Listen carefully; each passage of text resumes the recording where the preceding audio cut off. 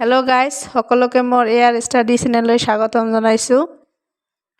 Last ভিডিঅ'ত মই CDPৰ ওপৰত 10টা মান কোৱেশ্চন আলোচনা কৰিছো।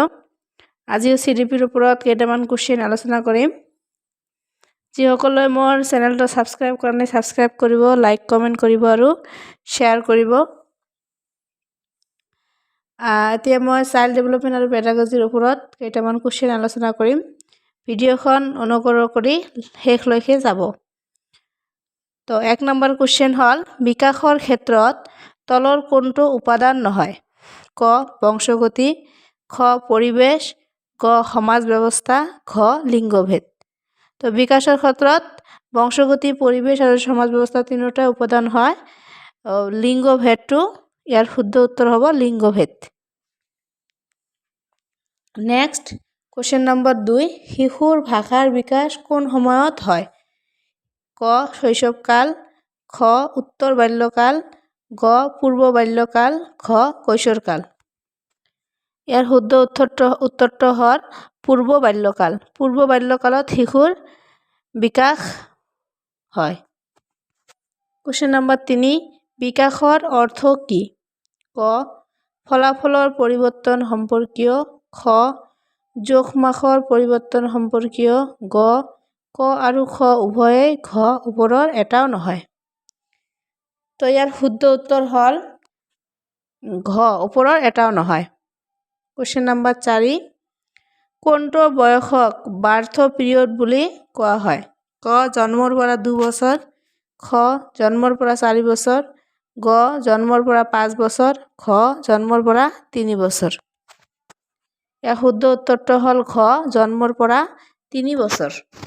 কোৱেশ্চন নম্বৰ 5 বিকাশ আৰু উন্নয়ন কোনটো কাৰকৰ ওপৰত নিৰ্ভৰশীল?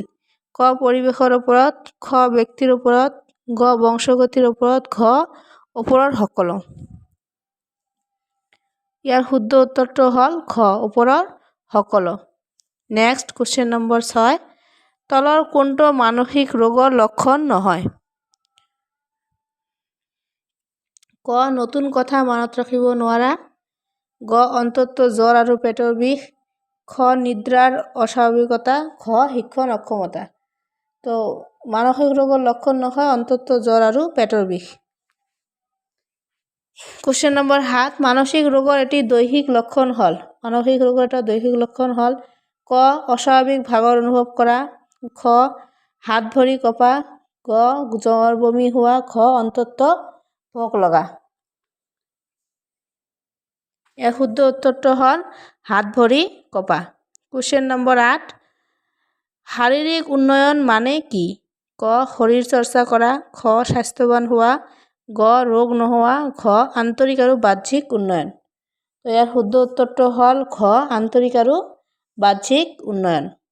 কোৱেশ্চন নম্বৰ 9 ব্যক্তিত্ব মানে কি বুজা? ক ব্যক্তিৰ ব্যৱহাৰ, খ সেই বস্তুবোৰ যিবোৰ ব্যক্তিৰ, গ ব্যক্তিৰ সামাজিক উন্নয়ন, ঘ ব্যক্তিয়ে কোৱা কথা। তো ইয়াৰ শুদ্ধ উত্তৰটো হ'ল গ ব্যক্তিৰ সামাজিক উন্নয়ন। কোৱেশ্চন নম্বৰ 10 প্ৰচেষ্টা আৰু ভুল শিক্ষণ তত্ত্ব কোনে উদ্ভাৱন কৰিছিল? ক জেমছ, খ কহলাৰ, গ থৰ্ণ্ডাইক, ঘ কহভা। তো প্ৰচেষ্টা আৰু ভুল শিক্ষণ পদ্ধতি উদ্ভাৱন কৰিছিল গ থৰ্ণ্ডাইকে। তো মই 10টা কোৱেশ্চন আলোচনা কৰিলোঁ। নেক্সট ভিডিঅ'ত আৰু কোৱেশ্চন আলোচনা কৰিম।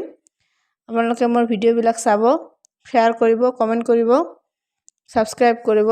তো আজি এইখিনি সামৰিলোঁ। ধন্যবাদ।